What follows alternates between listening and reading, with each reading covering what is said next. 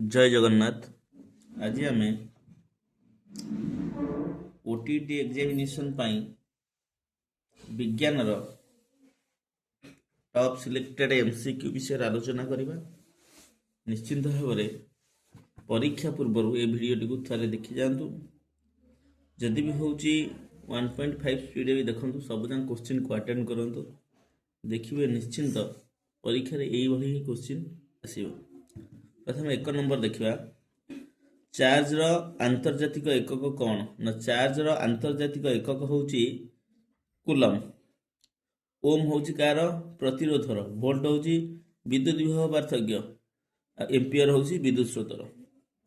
2 number गोटे electron रो charge रो परिमाण केते। गोटे इलेक्ट्रॉन रो चार्ज रो परिमाण इलेक्ट्रॉन जेहेतु नेगेटिव चार्ज -1.6 × 10⁻⁻19 कूलम। तापर आसीगला साधारणतः विद्युत प्रवाह क्यों दिगरे होता है ना विद्युत प्रवाह सब बेले इलेक्ट्रॉन विपरीत दिगरे ही होता है। 1 कूलम बाई 1 सेकेंड मूल्य कहा सहित समान ना 1 एम्पियर सहित समान। एम्पियर इंटू सेकेंड क्यों एकक अटे ना चार्ज।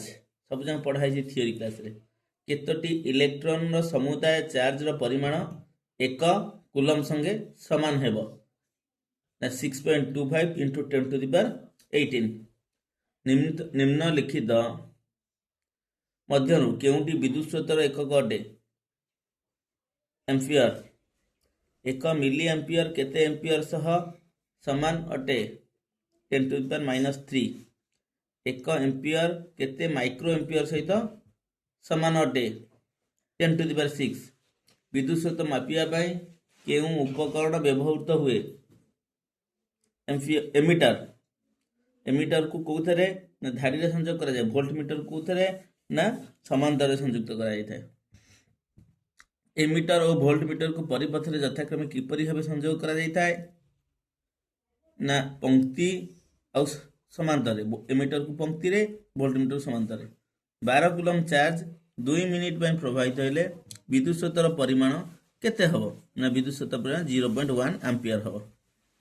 तापर आसीगला 12 कूलम चार्ज 2 मिनिट में 2 मिनिट टाउ आम करबा कोन तो सेकेंड रे प्रकाश करबा हला। सेकेंड रे प्रकाश करबा ना देखि दबा 12 कूलम सी हला हला क्यू हला 12 सी टी हला 2 मिनिट जे 120 सेकेंड हला। तापर हमर होची कोन q = it i = q / t। q केते 12/t 1/10 0.1। खंडीय तार रे 0.5 एम्पियर विद्युत स्रोत 1 घंटा पे प्रवाहित हेले केते परिमाणर मोट चार्ज प्रवाहित होता है केते ना 1800 कूलम। जीवा नेक्स्ट क्वेश्चन को। वर्तमान देखिबा निम्नलिखित मध्यरु केउंटी विद्युत विभव पार्थक्यर एकक अटे ना विद्युत विभव पार्थक्यर एकक वोल्ट। 1 वोल्ट इंटू 1 कूलम हैला एटा VQ W = VQ तो 1 जूल। जूल बाई कूलम कौन हबो ना विद्युत विभव पार्थक्य W = V/Q हैला बा W/Q = V। विद्युत विभव पार्थक्य मापिया पई केउ उपकरण व्यवहार करा जायताय ना वोल्ट मीटर। गोटिए परिपथ रे विद्युत विभवांतर परिमाण 18 वोल्ट ओ सेतिरे प्रवाहित चार्ज परिमाण 0.5 कूलम। सेतिरे केते चार्ज उत्पन्न होता है ना सेतिरे 9 जूल कार्य उत्पन्न होता है। चार्ज नो केते कार्य। निम्नलिखित केउं संकेत प्रतिरोधटी रोधी व्यवहृत होता है। प्रतिरोधी किए व्यवहृत होता है सब जन संकेत गोटे मु पढ़ाई भल भाव देखियो तादर गोटे क्वेश्चन आसुची हैला एगुटाक प्रतिरोधी गोटे परिपथ रे 12 एम्पियर विद्युत स्रोत 5 सेकेंड प्रवाहित होई 1800 जूल कार्य हेले परिपथ रे विद्युत विभवांतर केते सृष्टि हबो ना 30 वोल्ट सृष्टि हबो हैला। कारण एटा 12 एम्पियर 5 सेकेंड देछि एटा एम्पियर आउ 5 सेकेंड देछि आधो तुम q = it सूत्र पकाई तुम q पाई जिवो। q पाइलो एठी w पाइलो v होची w/q करिवो 30 वोल्ट पाइयो। निक्रोम निम्नलिखित मध्यरु केउ मानकर मिश्रण रे प्रस्तुत होता है ताले एटा कोन निकेल क्रोमियम लुहा manganese. Volt by ampere volt by ampere कौन ना विद्युत प्रतिरोध 1 भोल्ट बाय 1 एम्पियर जेहेतु भोल्ट बाय एम्पियर हूँ प्रतिरोध 1 भोल्ट बाय 1 एम्पियर समान 1 ओम ही हम ओम इंटू एम्पियर कौन हम ना ओम इंटू एम्पियर विद्युत विभव पार्थक्य जोटा कि ओम को नियम V इक्वल आई आर रखिले तीन टाक क्वेश्चन कर गोटे परिपथ रे विद्युत विभव पार्थक्य को स्थिर रखी प्रतिरोध को 2 गुण करदे ये क्वेश्चन बारंबार रिपीटेशन होउची विद्युत स्रोतर परिमाण रे केउ परिवर्तन घटिबो ना केउ परिवर्तन ना अधा हो जिवो परिपथ रे विद्युत स्रोत को कम बा बेसी करिया पई केउ उपकरण व्यवहार करा जाए रियोस्टाट गोटे परिपथ रे विभवांतर को स्थिर रखी प्रतिरोध को ह्रास कले विद्युत स्रोत रे केउ परिवर्तन होता है ना वृद्धि पाइब सीता सहित गुणनात्मक विलंब कौन आमर प्रतिलोमी चलन में रोचे ये कमिले सी बढ़ ये बढ़ले सी कम जो पदार्थ गुड़ी को खूब कम परिमाण प्रतिरोध दिए से कौन कहुए से सुपरिवाही कहुए जो पदार्थ गुड़िक बहु अधिक परिमाण प्रतिरोध देता है ताकू कौन कहुए ना विद्युत रोधी कहुए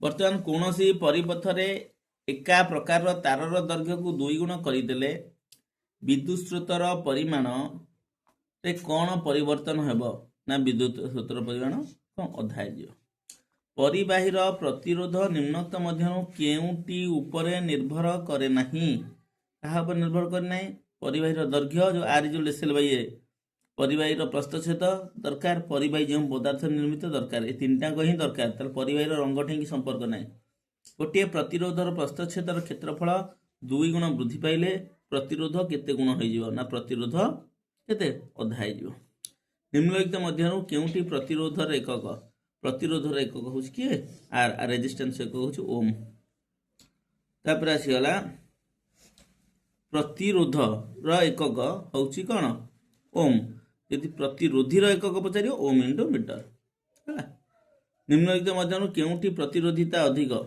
ताले कहार प्रतिरोधिता अधिक ना काचर प्रतिरोधिता अधिक एक्स एक विद्युतरोधी पदार्थ अटे ताहार प्रतिरोधिता निम्नलिखित मध्यनु केउटी होइथाई पारे ना 10 to the power 12 ohm into metre होई पारे निम्नलिखित मध्यनु केउटी प्रतिरोधिता सबठार कम अटे कोटा सबठार कम अटे ना रूपा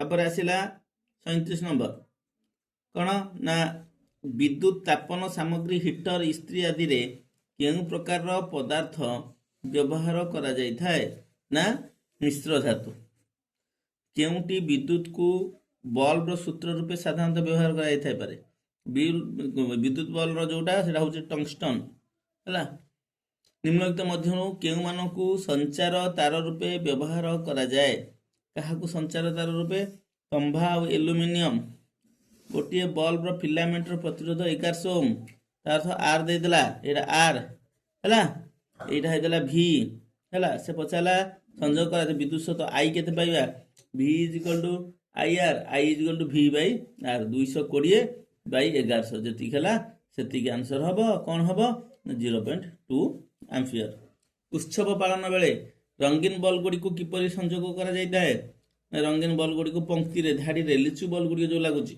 गोटे लिचु फ्यूज है तापर जलिबनी एक विद्युत प्रतिरोधर 2 ओम 3 ओम 4 ओम 5 ओम प्रतिरोध 4टी प्रतिरोध को पंक्ति रे संयोग करे पंक्ति माने सब मिसी जिवे 5 4 9 3 12 2 14 ओम 1 ओम विशिष्ट 3टी 1 ओम विशिष्ट 0.1 ओम विशिष्ट 3टी एई परिवार 6टी प्रतिरोध को पंक्ति रे संयोग होला 6टी यदि पंक्ति रे संयोग होला ताले सब मिसी जिवो 1 2 3 ये 3 ये होची 0.13 हैला 3.3 ओम हो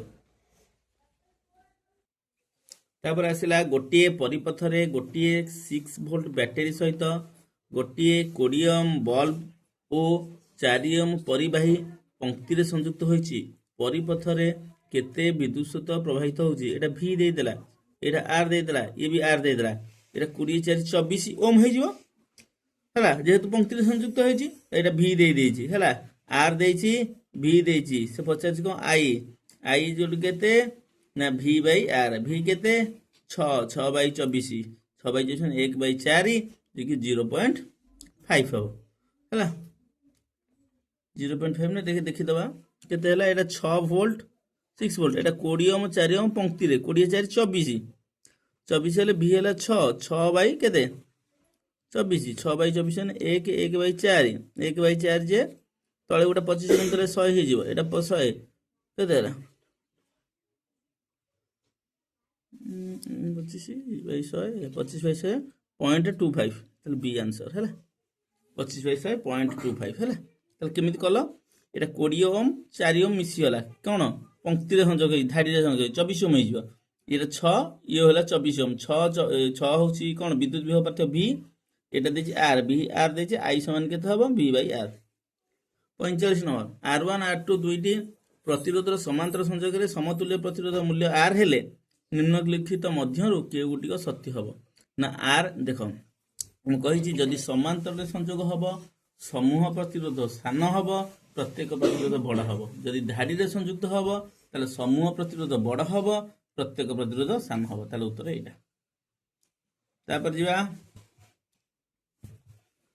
କ'ଣ ନା 5ଟି 1 ଓମ୍ ପ୍ରତିରୋଧକୁ ଗୋଟିଏ ପରିପଥରେ ସମାନ୍ତରରେ ସଂଯୋଗ କଲେ ସମତୁଲ୍ୟ ପ୍ରତିରୋଧ କେତେ ହବ ସମାନ୍ତର ମାନେ 1/r = 1/r1 + 1/r2 + 1/r3 এইভাবে করিব তাহলে আনসার কেতে হবে 1/5 ওম 2 ওম ও 4 ওম দুইটি প্রতিরোধকু সমান্তরে সংযোগ কলে সমূহ প্রতিরোধ কেতে হব না সমূহ প্রতিরোধ 4/3 ওম হব আম ঘরে বিদ্যুৎ বল্ব পঙ্খা আদি উপকরণ গুড়িক কেউ ভাবে সংযুক্ত করা হচ্ছে না গৃহরে সদা সর্বদা সমান্তর ভাবে সংযুক্ত করা হচ্ছে এথিপাই করা হচ্ছে বল্ব কো বন্ধ করে ফ্যান কো চলে পারে ফ্যান কো বন্ধ করে কোন ফ্রিজ কি চলে পারে আর কিন্তু সি ধাড়িরে লাগিব তাহলে গোটে বন্ধ কলে সব বন্ধ হয়ে যাব volt x ampere volt into ampere into second নিম্নলিখিত মধ্যে কোউটা ভোল্ট ইনটু এম্পিয়ার হেলা ইনটু সেকেন্ড নিম্নলিখিত মধ্যে কোউটি হব না জুল गोटे वैद्युतिक परिपथरे उत्पन्न होउथिबा शक्तिर परिमाण को निम्नलिखित मध्यनु केउंटी द्वारा सूचित करा जाय न थाए जोटा P = तीनटा फार्मूला पढा हैतला हैला ताले एटा कोटा हबनी आ भितरु ना निश्चित V bye I P = I * RT हबो P = VIT हबो P = PT कोन एटा गोटे भूल देछि कोन हैला तनको P = VI हबनी एटा भी हबनी हैला PT नै हैला तापर देखिबा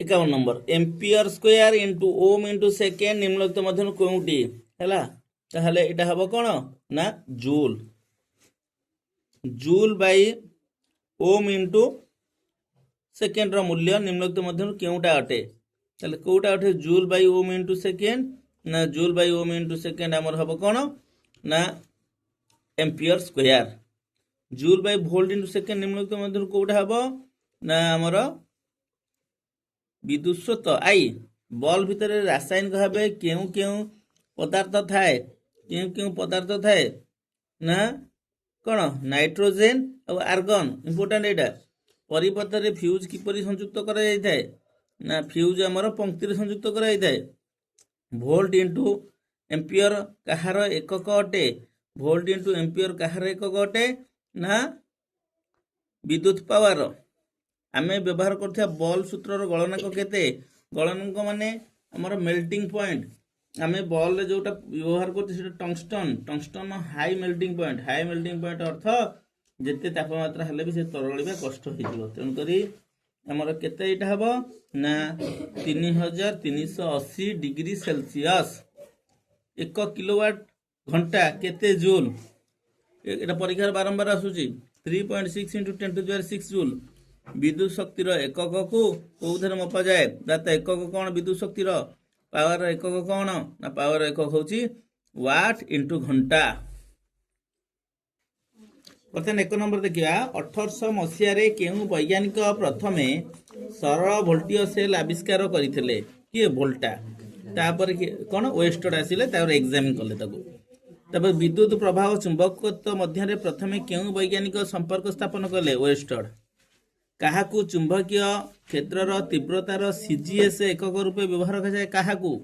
ନା ୱେଷ୍ଟର୍ଡକୁ। ୱେଷ୍ଟର୍ଡ ହେଉଛି ଏକକ, ଗୋଟେ ବୈଜ୍ଞାନିକ ନା ଗୋଟେ ଏକକ ବି ମଧ୍ୟ କୁହାଯାଉ ତାଙ୍କ ନାଁ ଅନୁସାରେ। ଯେଉଁ ଅଞ୍ଚଳରେ ଚୁମ୍ବକର ପ୍ରଭାବ ଅନୁଭୂତ ହୁଏ ତାହାକୁ ଚୁମ୍ବକୀୟ କ୍ଷେତ୍ର କୁହାଯାଏ। ଚୁମ୍ବକୀୟ କ୍ଷେତ୍ର ଯେଉଁ ରାଶି ଦ୍ୱାରା ବର୍ଣ୍ଣିତ ହୁଏ ତାର ନିମ୍ନଲିଖିତ ମଧ୍ୟରୁ କେଉଁଟି ଥାଏ? ନା ତାର ଉଭୟ ପରିମାଣ ଆଉ ଦିଗ ଥାଏ। ଏହା ଏକ ସଦିଶ ରାଶି। ଦଣ୍ଡ ଚୁମ୍ବକରେ ସୃଷ୍ଟ କ୍ଷେତ୍ର ରେଖା ଗୁଡ଼ିକ କିପରି ହୋଇଥାଏ? ନା ଅବିଚ୍ଛିନ୍ନ ଆଉ ମୁଦିତ ରେଖା। ଅବିଚ୍ଛିନ୍ନ ହୋଇଥାଏ ଆଉ ମୁଦିତ ରେଖା ହୋଇଥାଏ। ଚୁମ୍ବକୀୟ କ୍ଷେତ୍ରରେ ଆପେକ୍ଷିକ ସାମର୍ଥ୍ୟ କାହା ଉପରେ ନିର୍ଭର କରିଥାଏ?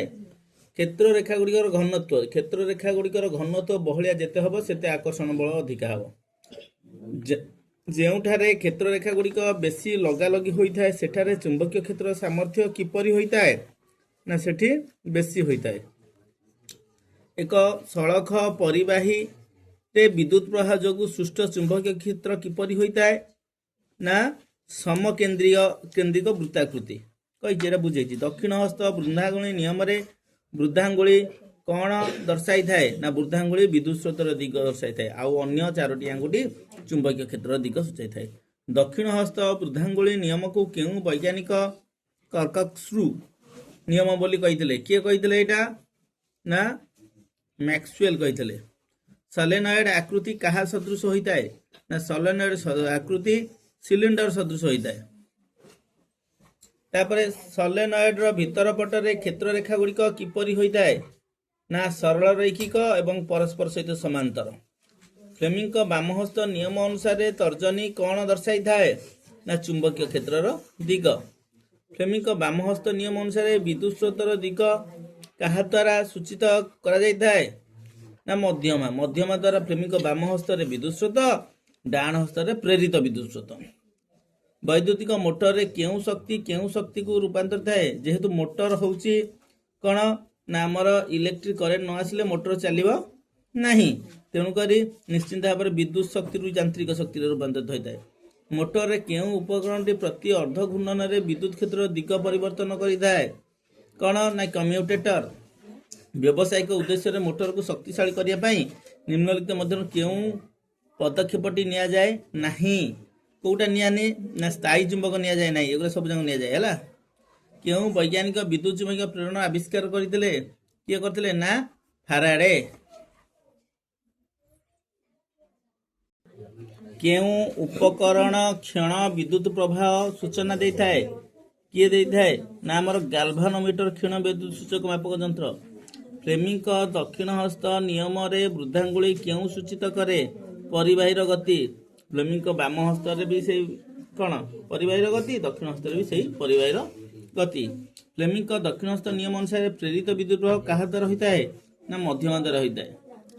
ବିଦ୍ୟୁତ୍ ଜେନେରେଟର କାର୍ଯ୍ୟପ୍ରଣାଳୀ କାହା ଉପରେ ନିର୍ଭର କରିଥାଏ? ନା ଫ୍ଲେମିଙ୍କ ଦକ୍ଷିଣ ହସ୍ତ ନିୟମ ଅନୁସାରେ। କାରଣ ଜେନେରେଟରରେ ବିଦ୍ୟୁତ୍ ସ୍ରୋତ ଉତ୍ପନ୍ନ ହୁଏ ଆଉ ଫ୍ଲେମିଙ୍କ ଦକ୍ଷିଣ ହସ୍ତରେ ମଧ୍ୟମା ପ୍ରେରିତ ବିଦ୍ୟୁତ୍ ସ୍ରୋତର ପ୍ରଭାବର ଦିଗ ସୂଚାଇଥାଏ। ଜେନେରେଟର କେଉଁ ଶକ୍ତିକୁ ରୂପାନ୍ତରିତ କରିଥାଏ? ଜେନେରେଟର ଏକ ଯାନ୍ତ୍ରିକ ଶକ୍ତି, ତା ଦେହରୁ ବିଦ୍ୟୁତ୍ ଶକ୍ତି ସୃଷ୍ଟି ହୋଇଥାଏ। ଯାନ୍ତ୍ରିକ ଶକ୍ତିରୁ ବିଦ୍ୟୁତ୍ ଶକ୍ତି। ଗୃହ ଯୋଗାଣରେ ବିଦ୍ୟୁତ୍ ଲାଇଫ୍ ଲାଇନ୍ ତାରରେ କେଉଁ ରଙ୍ଗର ଆବରଣ ଦିଆଯାଇଥାଏ? ଲାଲ ରଙ୍ଗ। ଗୃହ ଯୋଗାଣରେ ବିଦ୍ୟୁତର ନ୍ୟୁଟ୍ରାଲ ଲାଇନ୍ ତାରରେ କେଉଁ ରଙ୍ଗର ଆବରଣ ଥାଏ? କଳା ରଙ୍ଗର। ଆମ ଦେଶରେ ଘରୋଇ ବ୍ୟବହାରରେ ଲାଇଫ୍ ଆଉ ନ୍ୟୁଟ୍ରାଲ ତାର ମଧ୍ୟରେ ବିଭବାନ୍ତର କେତେ ପାର୍ଥକ୍ୟ? 220। ଆମେରିକାରେ କେତେ? ନା 110। ଘରୋଇ ବ୍ୟବହାରରେ ବ୍ୟବହୃତ ହେଉଥିବା ବିଦ୍ୟୁତ୍ ଶକ୍ତି ଗୁଡ଼ିକ ବିଦ୍ୟୁତ୍ ଏକକରେ କେଉଁ ଉପକରଣ ଦ୍ୱାରା ସୂଚାଯାଏ? Watt metre. ଜଳତାପକ ବାୟୁ ଶୀତଳ କରି ଉପକରଣ ପାଇଁ କେତେ ରେଟିଂ ପରିପଥ ବ୍ୟବହୃତ ହୋଇଥାଏ? ହେଲା, କେତେ ରେଟିଂର? ନା 15 ଆମ୍ପିୟର।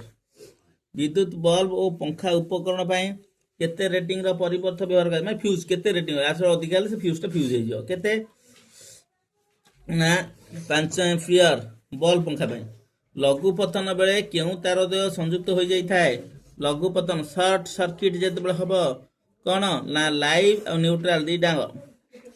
विद्युत परिपथरे लघुपथन ओभरलोडिंग जनित क्षति रक्षा पाइबा पई केउटी व्यवहार करा जिबा उचित केउटी ना फ्यूज निम्नलिखित मध्यरु एसी जेनेरेटर रे व्यवहार करा जाए नहीं कोटा एसी जेनेरेटर रे व्यवहार करा जाए नहीं कम्यूटेटर स्नायुकोश गुड़िकरे केउटी प्रभाव जो चुंबकीय क्षेत्र सृष्टि हुए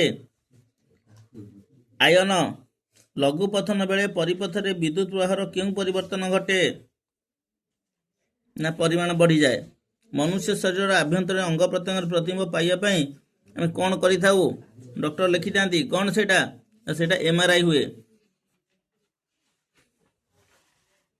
गोटे सलेनॉइड कुंडलीर संख्या वृद्धि हेले यार चुंबकीय तीव्रता रे कौन परिवर्तन घटे चुंबकीय तीव्रता रे कौन परिवर्तन घटे ना बढ़े बैटेरी साधारणतः क्यों विद्युत स्रोतर उत्स अटे बैटेरी को विद्युत स्रोत अच्छी डीसी प्रेरित विद्युत स्रोतर दिग जानिया क्यों नियम व्यवहार करा जाए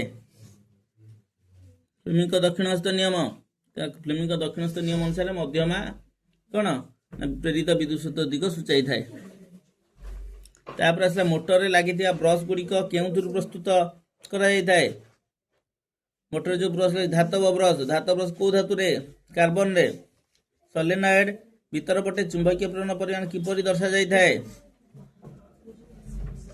ना सबुठार समान है सलेनॉइड भीतर पटे सबुठार सेटा समचुंबक सहित कह जाए कौन सी परिवाही उपरे कार्यकारी होतिया बलर दिग केउटी उपरे निर्भर करे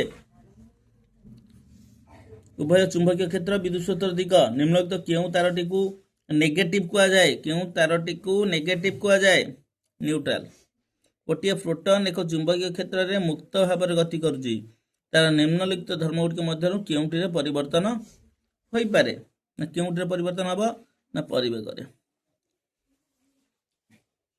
गोटे युक्त चार्ज विशिष्ट कणिका पश्चिम को गति करुथिया बेले एक चुंबकीय क्षेत्र द्वारा उत्तर को विक्षेपित हुए चुंबकीय क्षेत्र दिग केउ आड़ को हेब ना केउ आड़ को हम यहाँ ना यहाँ आमर ऊपर को हम गोटे तंबा तार कुंडली गोटे चुंबकीय क्षेत्र में बुलुची उत्पादित विद्युत प्रवाह दिग केते समय पर परिवर्तित हुए केते समय पर ना अर्धगुणन पर 220 वोल्ट 5 एम्पियर विशिष्ट गृह परिपथ 2.2 किलोवाट पावर गोटे विद्युत चूल्हा लगा जाइछि तेबे विद्युत चूल्हा रे केते विद्युत स्रोत प्रवाहित हम 10 एम्पियर विद्युत प्रवाही सलेनॉइड चुंबकीय क्षेत्र तीव्रता कहा उपरे निर्भर करिथाए चुंबकीय क्षेत्र क्षेत्रफल उपर चुंबकीय क्षेत्र केते एरिया पर्यंत अछि चुंबक बाहर चुंबकीय क्षेत्र रेखा कहा करे नाही एटा देला विद्युत प्रवाही सलेनॉइड रे चुंबकीय क्षेत्र तीव्रता कहा पर निर्भर करे नाही चुंबकीय क्षेत्र क्षेत्रफल उपर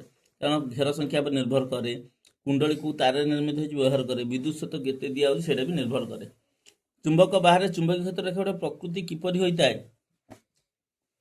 ना उत्तर मेरु बाहरी दक्षिण मेरु मिसी थाए प्रेरित विद्युत स्रोत परिमाण सर्वाधिक पाइबा पई कुंडलीर गतिर दिग चुंबकीय क्षेत्र दिग प्रति केते डिग्री करिथाए ना एटा केते डिग्री करथाए ना 90 डिग्री शरीर भितर चुंबकीय क्षेत्र को व्यवहार करी आभ्यंतर अंग प्रत्यंग प्रतिबिंब पद्धति को कौन कह जाए जोटा को एमआरआई ताको कौन कह जाए ओडियाटा कौन ना एमआरआई के हमर कह जाए कौन चुंबकीय अनुदान प्रतिबिंबन डैश एक भूताणु जनित रोग किए आमर मिलीमिला हूँ भूताणु जनित रोग ईस्ट एक डैश अटे ना ईस्ट एक कौन कबक अटे लैक्टोबासिलस एक बैक्टेरिया जो बैक्टेरिया द्वारा क्षीर को दही रे परिणत करा जाय थाए तो बैक्टेरिया ओडिया कौन ना बीजाणु ईस्ट द्वारा डैश रु सुरासार प्रस्तुत हुए कौन ना शर्करारू डैश नेबा द्वारा आम शरीर में प्रतिपिंड उत्पन्न हुए एंटीबॉडी उत्पन्न हुए कौन ना टीका टीका नबारू जो वैक्सीन नौजे एडवर्ड जेनर डैश रोगर निराकरण पर टीका उद्भावन करथिले कौन ना बसंत रोगर निराकरण पर डैश ख्रीष्टाब्द रे टीका उद्भावन है को ख्रीष्टाब्द टीका उद्भावन है ना 1798 रोग कारक डैश मान को व्याधिवातक कह जाए क्या कह जाए ନା ଅଣୁଜୀବ। ଗହମର ଡ୍ୟାସ୍ ରୋଗ ଅଣୁଜୀବ ଜନିତ ଅଟେ। ଗହମର କ'ଣ ନା ଗହମରେ କଳଙ୍କି ଲାଗିବା। ଗହମରେ କ'ଣ କଳଙ୍କି ଲାଗିବା। ଡ୍ୟାସ୍ ବ୍ୟବହାରକାରୀ ମଦ ପ୍ରସ୍ତୁତ କରାଯାଇଥାଏ ନା ଇଷ୍ଟକୁ ବ୍ୟବହାର କରି ମଦ ପ୍ରସ୍ତୁତ କରାଯାଇଥାଏ। ଡ୍ୟାସ୍ ଏକ ଆଦି ପ୍ରାଣୀ। କିଏ ହେଉଛି ଏକ ଆଦି ପ୍ରାଣୀ ନା ଏମିବା ହେଉଛି ଏକ ଆଦି ପ୍ରାଣୀ। ପେନିସିଲିନ୍ ଏକ ଡ୍ୟାସ୍। ପେନିସିଲିନ୍ ଏକ କ'ଣ କବକ। ପୋଷକ କୋଷ ବାହାରେ ଡ୍ୟାସ୍ ସମ୍ପୂର୍ଣ୍ଣ ନିଷ୍କ୍ରିୟ ନା ଭୂତାଣୁ ସମ୍ପୂର୍ଣ୍ଣ ନିଷ୍କ୍ରିୟ। କୋଷ ବାହାରେ ଖାଲି କୋଷ ଭିତରେ ସେ ଆକ୍ଟିଭ ଥିବ। ଫ୍ଲୁ ରୋଗ ଡ୍ୟାସ୍ ଜନିତ। ଫ୍ଲୁ ରୋଗ ଭୂତାଣୁ ଜନିତ ଉଡ଼ିଯାଏ ଫ୍ଲୁ ରୋଗ ହେଲା। ଡ୍ୟାସ୍ ଆଦି ପ୍ରାଣୀ ଜନିତ ରୋଗ। କିଏ ଆଦି ପ୍ରାଣୀ ଜନିତ ଭିତରେ କିଏ ରୋଗ ହେଲା ନା ଆମାଶୟ। ଇଷ୍ଟ ଦ୍ୱାରା ଶର୍କରାରୁ ଡ୍ୟାସ୍ ପଦ୍ଧତିରେ ସୁରାସାର ପ୍ରସ୍ତୁତ ହୋଇଥାଏ। କିଣ୍ୱନ ପଦ୍ଧତିରେ। ଡ୍ୟାସ୍ ମଶା ଡେଙ୍ଗୁ ଜ୍ୱର ଭୂତାଣୁର ବାହକ। କ'ଣ ନା ଏଡିସ୍ ମଶା। ମାଇ ଏନୋଫିଲିସ୍ ମଶା ଡ୍ୟାସ୍ ରୋଗର ଅଣୁଜୀବର ବାହକ। ମାଇ ଏନୋଫିଲିସ୍ କାମୁଡ଼ିଲେ ଆମକୁ ମ୍ୟାଲେରିଆ ରୋଗ ହୋଇଥାଏ। ଡ୍ୟାକ୍ ଏକ ସାଧାରଣ ପରିରକ୍ଷକ। ସୋଡ଼ିୟମ ବେଞ୍ଜୋଏଟ୍ ଯେଉଁ ଆମର ଯେକୌଣସି ଜିନିଷ ରଖିଲେ ଆଉ ଗନ୍ଧିଆ ହେବ ନାହିଁ। ସୋଡ଼ିୟମ ବେଞ୍ଜୋଏଟ୍ ହେଲା। ଆର ଅପସନ୍ ନାହିଁ। ଦେଖ ଅଣୁଜୀବ ମୁଖ୍ୟତଃ ଡ୍ୟାସ୍ ପ୍ରକାର। ଅଣୁଜୀବ ହେଉଛନ୍ତି କେତେ ନା 4 ପ୍ରକାରର। 4 ପ୍ରକାର ଅଣୁଜୀବ ଜଗତରେ ଭୂତାଣୁକୁ ଏକ ଡ୍ୟାସ୍ ରୂପେ ନିଆଯାଇଛି ନା ଭୂତାଣୁକୁ ଏକ ପ୍ରହେଳିକା ହିସାବରେ ନିଆଯାଇଛି। ଫଟୋଗ୍ରାଫିକ୍ ପ୍ଲେଟ୍ରେ ନିଆଯାଉଥିବା ଭୂତାଣୁର ଛବି ଭୂତାଣୁର ପ୍ରକୃତ ମାପର କେତେ ଗୁଣ ନା 20,000 ଗୁଣ। 20,000 ଗୁଣ ଲେଖିଦେଉଛି ଏଠି 20,000 ଗୁଣ ହେଲା। ଏଠି 4 ପ୍ରକାର ଅଛି। ଆଉ ଏଠି ଅଣୁଜୀବ ଭୂତାଣୁରେ କ'ଣ ନା ପ୍ରହେଳିକା। ତାପରେ ଆସିଗଲା ଭୂତାଣୁ ଡ୍ୟାସ୍ର କୋଷ ଭିତରେ ରହି ନିଜର ବଂଶ ବୃଦ୍ଧି କରାଇଥାଏ। କ'ଣ କାହାର ନା ପୋଷକର। ଅଣୁଜୀବକୁ ଡ୍ୟାସ୍ ମାଧ୍ୟମରେ ଦେଖି ହୁଏ। ଅଣୁଜୀବକୁ କୋଉଥିରେ ଅଣୁବୀକ୍ଷଣ ଯନ୍ତ୍ର। ପେନିସିଲିନ୍ ଡ୍ୟାସ୍ ଜାତୀୟ ଅଣୁଜୀବରୁ ସୃଷ୍ଟି ହୋଇଥାଏ। ପେନିସିଲିନ୍ ଫିମ୍ପି। ବସନ୍ତ ରୋଗର ନିରାକରଣ ଟୀକା ଡ୍ୟାସ୍ ଉଦ୍ଭାବନ କରିଥିଲେ କିଏ ଏଡୱାର୍ଡ ଜେନର। ଆନ୍ଥ୍ରାକ୍ସ ରୋଗ ଡ୍ୟାସ୍ ବୀଜାଣୁ ଦ୍ୱାରା ହୋଇଥାଏ। ଆନ୍ଥ୍ରାକ୍ସ ରୋଗ କାହା ଦ୍ୱାରା ହୋଇଥାଏ ନା ବାସିଲସ୍ ଆନ୍ଥ୍ରାସିସ୍। ଭେଣ୍ଡିଏଲୋ ଭେନ୍ ମୋଜାଇକ୍ ଡ୍ୟାସ୍ ମାଧ୍ୟମରେ ପ୍ରସାରିତ ହୋଇଥାଏ। ଏ ଗୋଟେ ରୋଗ କାହା ଦ୍ୱାରା ନା କୀଟ ଦ୍ୱାରା। ଡାଲି ଜାତୀୟ ଉଦ୍ଭିଦର ଚେରରେ ଥିବା ଡ୍ୟାସ୍ରେ ରାଇଜୋବିୟମ ବୀଜାଣୁ ରହିଥାଏ। କୋଉଠି ରହିଥାଏ ଚେରରେ ରହିଥାଏ। ଚେରରେ କୋଉଥିରେ ରହିଛି ପୁଣି ନା ଚେରରେ ଆମର ଯୋଉ ଅଛି ମୂଳ ଗ୍ରନ୍ଥିକା ବା ଗଣ୍ଠି ବା ମୂଳ ଗ୍ରନ୍ଥିକା। ସିମ୍ବାଦି ଉଦ୍ଭିଦରେ ଚେରରେ ଡ୍ୟାସ୍ ନାମକ ବୀଜାଣୁ ଥାଏ। ରାଇବୋଜିୟମ। ତାହେଲେ ରାଇବୋଜିୟମ କୋଉଠି ରୁହେ ଚେରରେ ରୁହେ। ଆନ୍ଥ୍ରାକ୍ସ ରୋଗର ଆବିଷ୍କାରକ କିଏ ରବର୍ଟ କକ୍। ଭିନେଗାରର ରାସାୟନିକ ନାମ କ'ଣ ଏସିଟିକ୍ ଏସିଡ୍। ସର୍ଦ୍ଦି ଏକ କ'ଣ ନା ଭୂତାଣୁ ଜନିତ ରୋଗ। ଜନ୍ମ ପରେ ମଣିଷର କେତୋଟି ପର୍ଯ୍ୟାୟରେ ଦ୍ରୁତ ଅଭିବୃଦ୍ଧି ଘଟିଥାଏ 3ଟି ପର୍ଯ୍ୟାୟରେ ଘଟିଥାଏ। ପ୍ରାୟ 10 ବର୍ଷ ବୟସ ବେଳକୁ କିଶୋରକାଳୀନ ଦ୍ରୁତ ଅଭିବୃଦ୍ଧି ଆରମ୍ଭ ହୋଇଥାଏ 10ରୁ 11। କିଶୋରକାଳୀନ ଅଭିବୃଦ୍ଧି ଡ୍ୟାସ୍ ଅବସ୍ଥାରେ ଉପନୀତ ହେବାର ସଂକେତ ଦେଇଥାଏ। ଯୋଉଟା ନା ବୟପ୍ରାପ୍ତ। କିଶୋରକାଳୀନ ଅଭିବୃଦ୍ଧି ଡ୍ୟାସ୍ ବର୍ଷ ବୟସ ପର୍ଯ୍ୟନ୍ତ ଚାଲୁ ରହିଥାଏ 18ରୁ 19। ଝିଅମାନଙ୍କ ଠାରେ କିଶୋରକାଳୀନ ଅଭିବୃଦ୍ଧି ପୁଅମାନଙ୍କ ଅପେକ୍ଷା କେତେ ବର୍ଷ ଆଗରୁ ଦେଖାଯାଏ 1 ବର୍ଷ ଆଗରୁ। 10ରୁ 11 ବର୍ଷ ବୟସ ଆରମ୍ଭ ହୋଇ 18-19 ବର୍ଷ ପର୍ଯ୍ୟନ୍ତ ଚାଲୁ ରହିଥିବା ଅଭିବୃଦ୍ଧିକୁ ମଣିଷ ଜୀବନର କେଉଁ ଅବସ୍ଥା କୁହାଯାଇଥାଏ ନା କୈଶୋର ଅବସ୍ଥା କୁହାଯାଏ। ଯୁବକ୍ରାନ୍ତିରେ ପୁଅମାନଙ୍କର ସ୍ୱର କାହାର ବୃଦ୍ଧି ଯୋଗୁଁ କର୍କଶ ହୁଏ ନା ସ୍ୱର ପେଟିକା। ହରମୋନ ପ୍ରଭାବରେ କିଶୋରୀମାନଙ୍କ ଠାରେ ଦେଖାଯାଉଥିବା ପରିବର୍ତ୍ତନ କେଉଁ ଗ୍ରନ୍ଥି ଦ୍ୱାରା ଡ୍ୟାସ୍ ଗ୍ରନ୍ଥି ଦ୍ୱାରା ନିୟନ୍ତ୍ରିତ ହୋଇଥାଏ ସେଇଟା ହେଉଛି ପୋଷ ଗ୍ରନ୍ଥି। ଡ୍ୟାସ୍ରେ ଥିବା ଗୁଣସୂତ୍ର ଉପରେ ପୁଅ କି ଝିଅ ହେବ ନିର୍ଭର କରେ ନା निश्चित सम्मायित डिम्ब उपरे मनीषर गुणसूत्र संख्या केते 23 जोड़ा बा 46 डिम्बाणु केते प्रकार ना डिम्बाणु होची गोटे प्रकार एक प्रकार शुक्राणु केते प्रकार शुक्राणु होची दुई प्रकार हला ना ने एटा एक्स एक्स रहइबो एटी एक्स वाई आउ एक्स रहइबो वाई रहइबो एटी एक्स गोटे प्रकार रहइबो आउ डैश गुणसूत्र थिबा शुक्राणु और डिम्बाणु रे मिलन रे कन्या संतान जात होइताय परीक्षा एटा क्वेश्चन रिपीट होउची कन्या संतान एक्स गुणसूत्र थिबा शुक्राणु और डिम्बाणु हला शुक्राणुटा होची एक्स और डिम्बाणुटा होची वाई एक्स गुणसूत्र एटा एक्स गुणसूत्र ए शुक्राणु पाखरे एक्स अछि आउ वाई भी मध्य अछि जेतेबेले एक्स आउ डिम्बाणुटा केवल वाई जेतेबेले एक्स वाई मिश्रण हेबे सेतेबेले कन्या जात हेबे डैश गुणसूत्र शुक्राणु और एक्स गुणसूत्र से डिम्बाणु डिम्बाणु तो एक्स एटी शुक्राणु की आसीबो ना से एक्स आसीबो जदि एक्स एक्स हे गले ताले पुत्र संतान जात हबो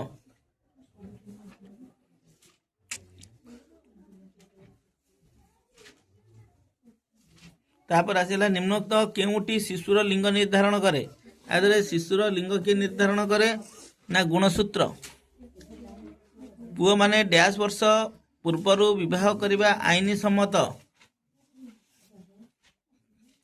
डैश वर्ष पूर्वरु विवाह करिया केते 23 वर्ष हला गोटा नुहे पुओ माने डैश वर्ष बयस पूर्वरु विवाह करिया आईनी सम्मत नुहे 18 वर्ष पूर्वरु झील मानकर 18 पुओ मानकर 21 बुझीगला झील मान जदि हेबे 18 पूर्वरु एटा झील पुओ जदि हेबे 21 राइन सब देछि डैश वर्ष बयस पूर्वरु गाड़ी चलाइबा निषेध अटे 18 वर्ष पूर्वरु निम्नलिखित केउ गुणसूत्र पुरुष ठारे रहि थाए ना पुरुष ठारे गोटे एक्स थाए आ गोटे वाई थाए केउ लिंग गुणसूत्र नारी ठारे देखा जाय थाए ना दुईटी जांक एक्स हला आडाम एप्पल कौन कहले कौन बुझ एटा परीक्षा आसुची पोषक ग्रंथि को कौन कह जाए ना पोषक ग्रंथि न स्वर पेटिका वृद्धि को ये गोटा स्वर पेटिका वृद्धि को कौन कह जाए ना आडाम एप्पल पुओ बा झियो हेबा कहा गुणसूत्र पर निर्भर करे ना पुरुषर का पुरुष पाखे दुईटी जांक गुणसूत्र थाए एक्स आउ वाई निम्नलिखित केउ वस्तु उपरे क्रियाशील हेउथिया बल मापिया पय व्यवहृत होइताय आदर के बल मापिया व्यवहृत होय स्प्रिंग बैलेंस घर्षण बल उभय पृष्ठर डैश उपरे निर्भर करथाय मसृणता उपरे निर्भर करथाय प्रयुक्त बलटी थाई वस्तुटी गतिशील हेउ नथिबा अवस्था रे पृष्ठटी उपरे क्रियाशील घर्षण बल को कोन कहा जाय ना स्थैतिक घर्षण बल जेतले गोटा वस्तु पेनसिल आइडी थुआ है ये गड़ुनी ताले स्थैतिक घर्षण बल गड़िला से गतिज घर्षण बल वस्तुटी ठीक गतिशील हेबाकु आरंभ करी अवस्था रे क्रियाशील सर्वोच्च स्थैतिक घर्षण बल को कौन कहा जाए ना चरम घर्षण बल कहा जाए वस्तुटी गतिशील थिबा अवस्था रे यार पृष्ठ उपरे क्रियाशील घर्षण बल को कौन कहा जाए ना गतिज घर्षण बल गोटे पृष्ठ अन्य एक पृष्ठ उपरे केउ अवस्था रहिबा जोगु घर्षण बल उत्पन्न होइताय केमिति ना इंटरलॉकिंग रहिले से घर्षण बल सृष्टि हबो हमें पिंदुथिया जोता बा चप्पल सोलरे कटा कटा चिन्ह काहे थाए ना घर्षणर वृद्धि पाई घर्षण जेते वृद्धि हबो सेते गोड़ हमर खसिबो नाही घर्षण जेते ह्रास हबो गोड़ सेते पिन पिन हे खसिबो गति करतिया जान मानकरे घर्षण कमाइले कोन हबो ना कौन हम बेग वृद्धि पाइब घर्षण कमिले बेग वृद्धि पाइब एक वस्तु अन्य एक पृष्ठ पर गड़िबा बेले क्रियाशील घर्षण बल को कौन कहा जाए ना गड़ाणी घर्षण तरल और गैसीय पदार्थ विशिष्ट माध्यम सजीव और निर्जीव मानकर गति बेले केउ प्रकार घर्षण बल वस्तुटी उपरे क्रियाशील होइदाए ना प्रवाह घर्षण बल गैसीय बेले हला तरल गैसीय बोही जीव प्रवाह न बोहिबा प्रवाह मध्य गति करथिया वस्तु उपरे क्रियाशील घर्षण बल को कौन कहा जाए ना ड्रैग कहा जाए कौन कहा जाए ड्रैग गोटे वस्तु अन्य एक वस्तु उपरे गतिशील होउथिया बेले गतिज घर्षण वस्तुटी उपरे क्रियाशील हुए आदर को गोटिक ठीक आम देखा है आदर को गोटिक ठीक आम देखा ताहले कौन ना गोटे वस्तु अन्य एक वस्तु उपर गतिशील होता बेले गतिज घर्षण वस्तुटी उपर क्रियाशील होता है। ठीक संस्पर्श में थिबा दुईटी पृष्ठ पर घषाणी घर्षण स्थैतिक घर्षण अधिक भूल। गोटे वस्तु अन्य एक वस्तु उपर गड़ुथिया बेले सृष्टि हेउथिबा गड़ाणी घर्षण घषाणी घर्षण ठारू कम होता है। एटा ठीक। तापर देला आईवीटा कौन ना प्रवाह मध्य गतिशील वस्तु गुड़िक आकृति सह घर्षण वृद्धि ह्रास कौन संपर्क नहीं। एटा भूल। बल और बियरिंग व्यवहार पाई स्थैतिक घर्षण डैश को रूपांतरित करा जाता है कोटी की ना गड़ाणी घर्षण। खसाणी घर्षण गड़ाणी घर्षण ठारू अधिक होता है। आदर को गुटाक ठीक आम देखा है ताहले खसाणी घर्षण गड़ाणी घर्षण अधिक होता है। ठीक। गोटे गतिशील बाक्स को घुंचाइबा गतिविहीन बाक्स को घुंचाइबा ठारू कष्ट होता है। एटा भूल। घर्षण पृष्ठर आयतन उपर निर्भर करे भूल। घर्षण पृष्ठर मसृणता उपर निर्भर करे। ठीक। तर फास्ट आईवीटा ठीक। एरोप्लेन केउ घर्षण जोगु वायु रे गति करिथाय एरोप्लेन ना एरोप्लेन प्रवाह घर्षण जोगु। चक लागिथिबा लगेज केउ घर्षण बल जोगु अति सहजरे घुंचाई होइताय ना गड़ाणी घर्षण पे। राति रे आकाश रे देखाउथिबा प्राकृतिक आलोक पिंड गुडी को कौन कुआ जाए ना महाजागतिक वस्तु। निम्नलिखित किए आलोकर एक उत्स अटे तारका। राति आकाश रे उज्जवलतम महाकाशीय वस्तुटा किए उज्जवल जोड़ा देखा जाउ सेटा किए चंद्र। चंद्र आकृति वृद्धि ह्रास हब याकू कौन कुआ जाए चंद्र कला। गोटे अमावास्या रु अन्य अमावास्या पर्यंत समय केते दिन गोटे अमावास्या रु आ गोटे अमावास्या आमर 29.53 दिन। गोटे पूर्णिमा रु अन्य पूर्णिमा पर्यंत समय को कौन कुआ जाए से समय को कौन कुआ जाए ना चांद्रमास। चंद्र कहा चारिपटे परिक्रमण करे ना चंद्र आमर पृथ्वी चारिपटे परिक्रमण करे। पृथ्वी कहा चारिपटे परिक्रमण करे ना पृथ्वी आमर सूर्य चारिपटे परिक्रमण करे। एक सरल रेखा चंद्र सूर्य अवस्थान मझिरे पृथ्वी रहिले कौन होता है ना पृथ्वी रहिले पूर्णमी होता है। जदि पृथ्वी सूर्य मध्य चंद्र रहिबो ताहले कौन हबो ना अमावास्या हो। देखिए प्रथम मनुष्य केबे चंद्र को जाइदेला 1969। केउ महाकाशयान रे मनुष्य प्रथमे चंद्र को यात्रा करिथिला ना अपोलो 11। किए प्रथमे चंद्रपृष्ठ अवतरण करथिले हैला किए ना नील आर्मस्ट्रंग। सूर्य एक डैश सूर्य एक तारका। आमर निकटतम तारका किए ना निकटतम तारका होचंती किए आमर सूर्य। सूर्य आम ठारू प्राय केते किलोमीटर दूर रे अछंती सूर्य आम ठारू प्राय कौन 150 नियुत किलोमीटर दूर रे अछंती। सौरजगत बाहर जो ग्रह अछि तार आमर निकटतम तारका किए हबो ता भितरे ना अल्फा सेंटाउरी किंतु सौरजगत भितर हेले सूर्य। महाकाशीय वस्तु मानकर दूरता केउ एकक रे प्रकाश करा जायता है ना एटा आलोक वर्ष रे। कौनसी निर्दिष्ट तारका किंबा तारकापुंज लक्ष्य कले माने केउ दिगरु केउ दिग गति करूछंती ना या निश्चित भाव में पूर्वरु पश्चिम गति कर। संध्या रे पूर्व दिगरे उदय होउतिबा तारा प्रभात रे डैश दिगरे अस्त होइता है ना प्रभात रे पश्चिम दिगरे अस्त होइता है। काहाकू आधार करी 1839 मसीह रे सिल्डन और स्वान को द्वारा कोष सिद्धांत वर्णित होता ताहले रॉबर्ट हुक कोष है हाँ कोष सिद्धांत ये समस्ते मिसिक करते। रॉबर्ट हुक हूँ कोष देते रॉबर्ट ब्राउन न्यष्टि उपर आउ पुर्किनिज आदिजीव उपर एगुरा सब जन मन रखिदेव ताहले ए भी उपरोक्त समस्त। कोष अंगिका मानकर कार्य समापन दृष्टि केउटा ठीक नुहे कौटा ठीक नुहे ना माइटोकॉन्ड्रिया स्फीति और दृढ़ता यहाँ ठीक नुह है कारण हरिद्रव्य खाद्य प्रस्तुत करे कोष भित्ति आकृति दृढ़ता दिए कोषर राइबोजोम हूँ पुष्टिसार संश्लेषण करे तार पुष्टिसार संश्लेषण किए करे ये इंपोर्टाट क्वेश्चन तुम लिखिपर राइबोजोम। जीवकोश केउ कोष अंगिकार बहिस्तर आवरण झिल्लीर छिद्रयुक्त चिकण नमनीय होगा सह अंतस्तर झिल्ली भीतर पटू भांग हो आंगुठी भली रही है किए सी ना से हूँ आमर कौन ना माइटोकॉन्ड्रिया। जीवकोश भितर केउं अंगिका द्वारा झिल्ली निर्माण प्रक्रिया संपादित होता है ना ईआर एंडोप्लाज्मिक रेटिकुलम।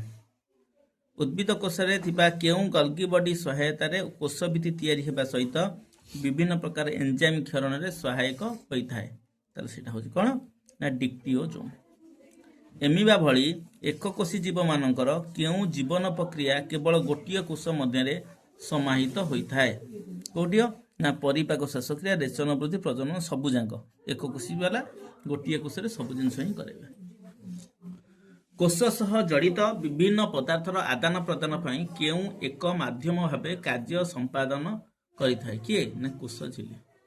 जीवकोश केउं अंगिका सहायता रे विभिन्न प्रकार औषध और दूषित पदार्थर विपाक मध्य संपादित होता है कोटा ना एंडोप्लाज्मिक रेटिकुलम। जी आम औषध फौषध खाऊे सेगुरा हम प्यूरीफाई होता है। न्यष्टि डीएनए निर्देश में तैयारी होता केउं उपादान कोश जीवक पहुँचा पर राइबोजोम सहित संश्लिष्ट होई पुष्टिसार संश्लेषण होता है किए एमआरएनए। लाइसोजोम रे थिबा पाचक एंजाइम गुड़िक जीवकोश विभिन्न अणुर पचन घटाऊथिबारु लाइसोजोम को अन्य अर्थ में कौन कहुए ना लाइसोजोम को पाचक थली बा आत्मघाती थली बा सुइसाइडल बैग कहुए। केउं मसीहारे सिल्डन और स्वान कोश सिद्धांत वर्णना करथिले ना 1839 मसीह। काहाकू जीवनर मौलिकर एकक कुहाजाए काहाकू कुहाजाए ना जीवकोश को कुहाजाए। केउं कोश स्नायविक आवेग संचरण करिया पई नियोजित होता है ना स्नायु कोश। केउं मसीहारे भिर्चो कहिथिले जे कोश विभाजनक्षम नूतन कोशर सृष्टि सर्वदा एक पूर्व कोशरु संभव होता है कोड़ा ना 1855।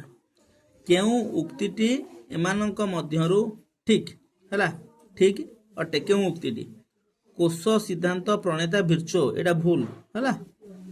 आदि जीवकर आविष्कारक रॉबर्ट ब्राउन आदि जीवकर रॉबर्ट ब्राउन भूल हैला। जीवकोशर आविष्कारक रॉबर्ट हुक हैला एटा ठीक।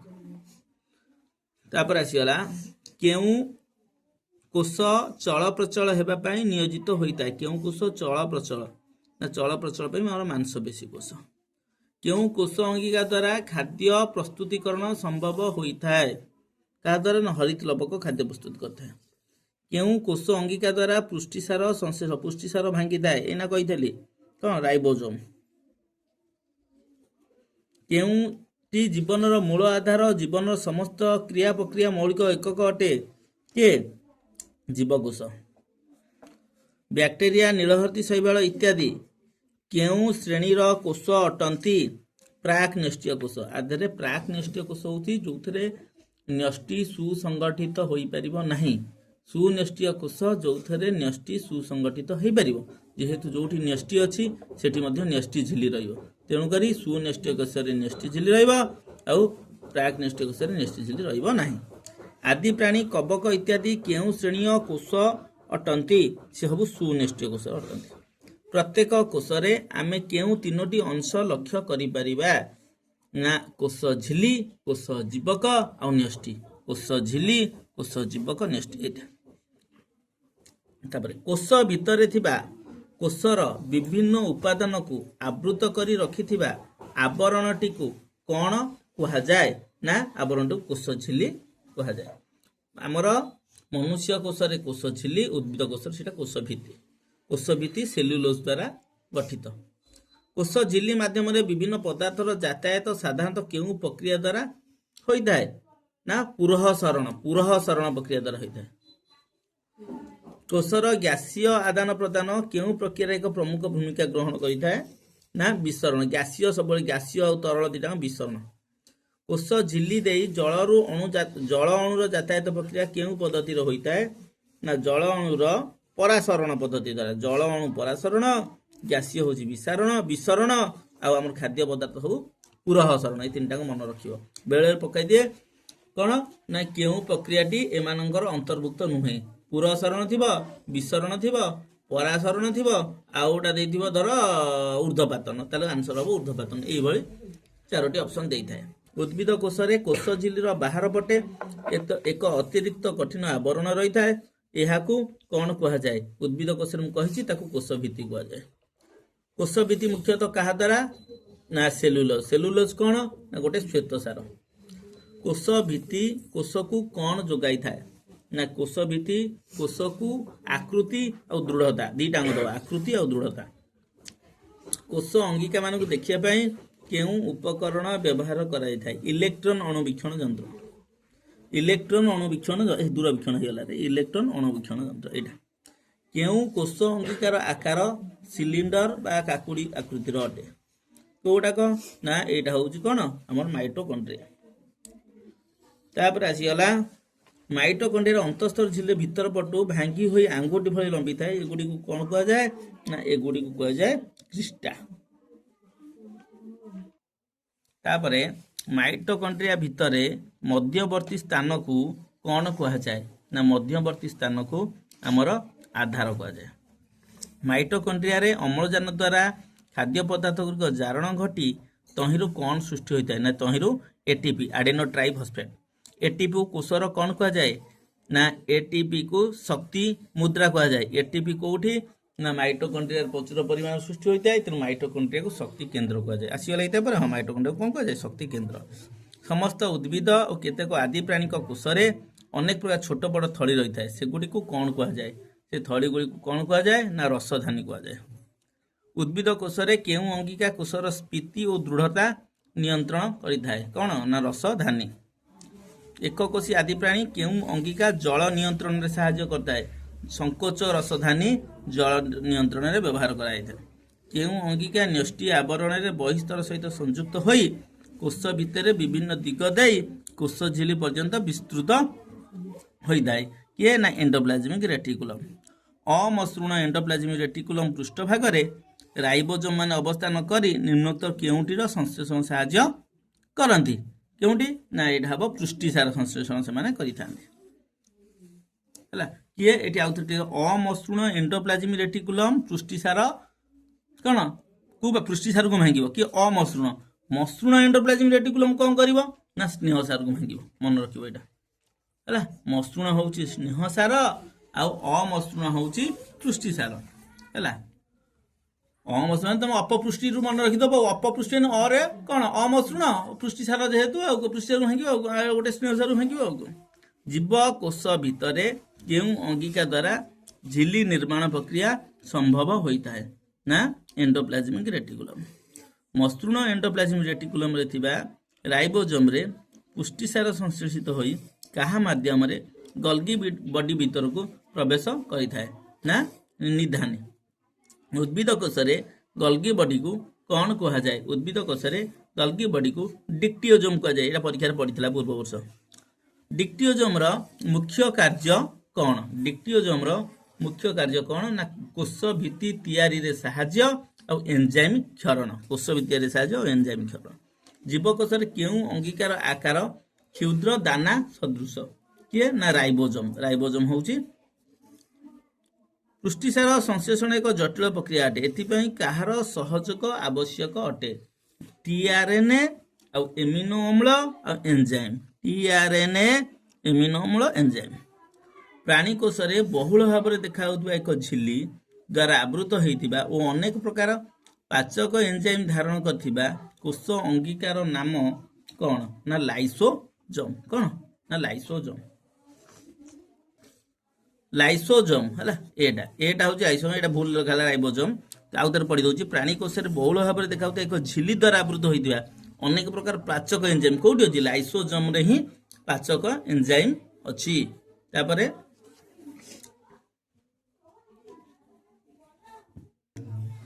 देख लाइसोजोम रे पाचक एंजाइम गुड़िकर कार्य कौन ना जीवकोश रे विभिन्न जैविक अणुर पचन कर। आसीगला केउ कोश अंगिका आत्मघाती थली सुइसाइडाल बैग लाइसोजोम। केउ कोश अंगिका पाचक थली बोली क्या से लाइसोजोम। लवक साधारणतः दुई प्रकार गोटे वर्णहीन लवक आ गोटे रंगीन लवक। उद्भिदर मूल और कांडरे साधारणतः केउं प्रकार लवक देखा जाए? वर्णहीन लवक देखा जाए। उद्भिदरे फूल फल पत्र इत्यादि केउं प्रकार लवक देखा जाए? ना रंगीन लवक देखा जाए। हरित लवक केउं कणिका पत्र को सबुज रंग देवा पाई आलोक शोषण प्रक्रिया रे मुख्य अंश ग्रहण करिथाए? ना सबुज सबुज कणिका। केउं अंगिका को उद्भिदर रंधनशाला बा किचेन हाउस कहा जाए? काहाकू? ना हरित लवक को। तापर आसला मनीषर शरीर रे प्रत्येक जीवकोश रे केते जोड़ा गुणसूत्र थाए? 23 जोड़ा बा 46टी। गुणसूत्र केउं अणुरे गठित होइताए? डीएनए आ पृष्ठसार रे गठित होइताए। केउं कार्य रे क्रोमोजोम मुख्य भूमिका ग्रहण करिताए? ना प्रजनन एवं कोष विभाजन। तापरे केउंटी सुनिष्ठीय कोषर लक्षण नुहे? केउंटी सुनिष्ठीय कोषर लक्षण नुहे? ना कौन? ना केउंटी सुनिष्ठीय कोषर लक्षण नुहे? ना गोलाकार डीएनए अणुर अवस्थान। एटा केवल एकमात्र गोलाकार डीएनए अवस्थान केउं कोषरे हेइतिबो? ताले एटी जदि सुनिष्ठीय कोष न ताले सेटा कोन हबो? प्राकनिष्ठीय कोषरे। एकाधिक रैखिक डीएनए अणु केउं कोषरे देखा जाए? रैखिक डीएनए अणु कोउतरे? सुनिष्ठीय कोषरे देखा जाए। गोटे थ्योरी भल भाबरे पढाई। केउं कोषर रसधानी गुड़िक स्थायी अटंती? केउं कोषर रसधानी गुड़िक स्थायी अटंती? ना उद्भिद कोषर। केउंटी उद्भिद कोषर लक्षण नुहे? कोउटा उद्भिद कोषर लक्षण नुहे? ताहले कोन? कोष झिली कोष भितर उपस्थिति स्थायी रसधानी अपेक्षाकृत सान एगुड़ाक। केउंटी प्राणी कोषर लक्षण नुहे? हैला ना सेंट्रोजोम कोष अंगिकार उपस्थिति। एटा दुई गुणित क्रोमोजोम संख्या केउं कोषरे देखा जाए? जेते क्रोमोजोम संख्या दुई गुणित हो जाए सेटा को कोषरे देखा जाए?